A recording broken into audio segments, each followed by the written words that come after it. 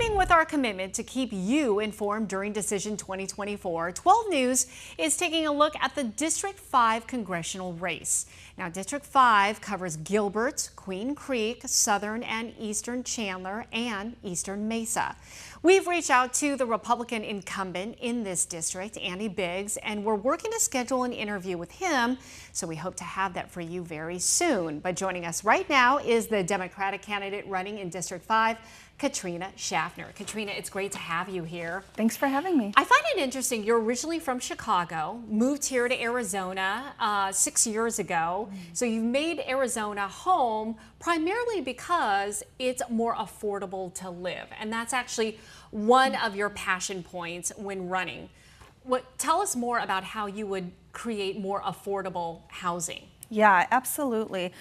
So like you said, I have moved here 6 years ago. So we got here just in time, right before COVID hit. We bought our home.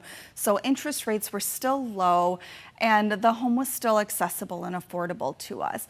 But post-COVID, we've seen that huge shift, right? We've seen the housing market increase. We've seen interest rates get higher. I don't understand how young families are supposed to buy their starter homes and actually put some roots and and actually have a home for their families. So what would you do? So I would absolutely try to build some more competition. Right now, we have a system where corporations have sort of been allowed to run amok. We need to hold billionaires and their companies and corporations accountable so that we can actually invest in everyday families. That means we need more competition. We need to support smaller businesses, builders. Right now we have just a handful of builders who are driving the housing market, and including they're deciding how quickly to buy the homes or to build the homes.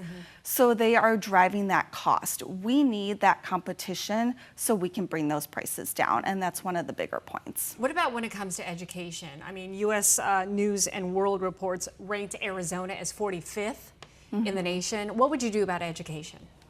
Yes, well, I do have a little one, so education is really important to me, and I think it's important that all children have access to what they need in their schools, and that includes public schools. Our public schools right now are vastly underfunded, so resources are slim, and we're expecting way too much of our teachers. We need to be able to fund our public schools so that all the children have access to anything that they need, whether that's school materials or mental health care. But right now, those needs are not being met. How about immigration? Immigration is also a big one here in Arizona. We are a border state. We need to focus on that border bill that's been tied up in the House and the Senate because Republicans have put a stop to it. We need to get that passed. That's going to fund Border Patrol. It's going to address the fentanyl crisis, and it's going to provide the resources that we're lacking right now. So we need to get that border bill passed immediately. I have to ask, you've never ran for office. This is your first time running. Why should people vote for you? Because I am not a career politician. I'm not a corporate politician. We need more working class representation in Congress. Most congressional candidates are millionaires. The system is not built for people like me to run for office. We need to change that. And our campaign is powered by people who want to see a change in our political system. So it's really important that we have that diverse representation because right now we have too many blind spots in Congress and people are being left behind.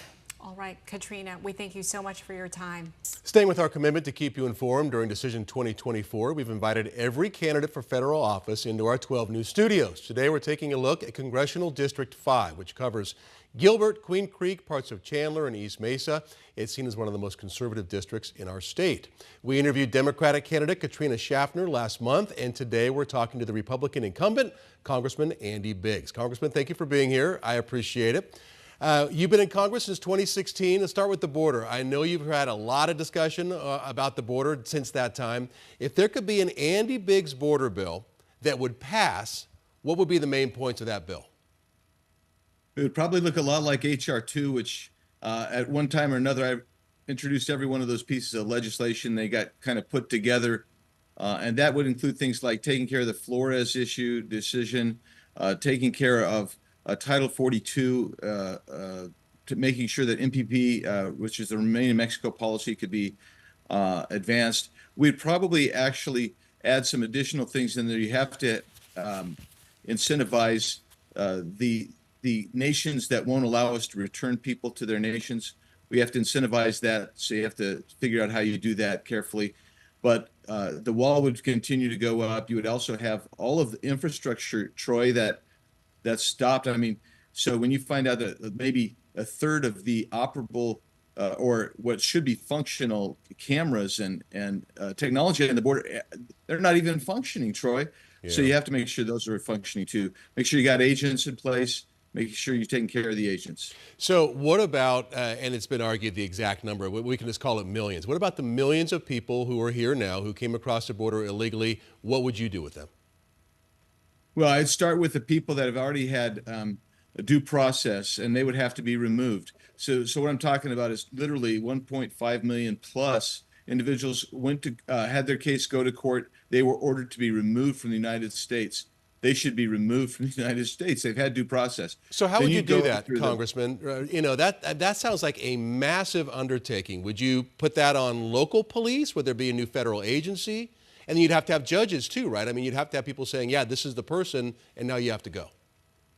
Well, you already have an agency that's supposed to do it. They've not been allowed to do that, and that's the ICE, Immigration Custom Enforcement. They have not been able to basically locate these people and remove them. And so you already have that agency in place. And so you'd use that agency to start. And that's where you would begin. And then you would go with the people who are criminal aliens. And there's over, even this administration has admitted over 500,000 of those, 14,000 roughly of those are convicted murderers. You've got rapists there. Those people should not be allowed in this country. The problem that you have, Troy, and you kind of put your finger on it, is that this administration has actually released those people into the country. And so normally we would have detained them, and after they had their hearing, denial, they would order to be removed. We would actually already have them in custody, or we would have them someplace where we knew where they were. That's not the case now. We're going to have to find them again and remove them. It is going to be a massive undertaking. Well, There's no doubt about it. It sounds very, very big. All right, so we've got less than a minute left. Economy, quickly. What would you do to bring down some of this inflation we're dealing with and get our economy going again? 1 minute. You have to loosen the restrictions that were put in place by the Biden administration on energy. Once energy gets flowing again, and you could have that up and going within a year, prices will come down by about 40% because the price pressure that you feel is not all traditional inflation. It's a lot of it is energy. So you take care of that 40%.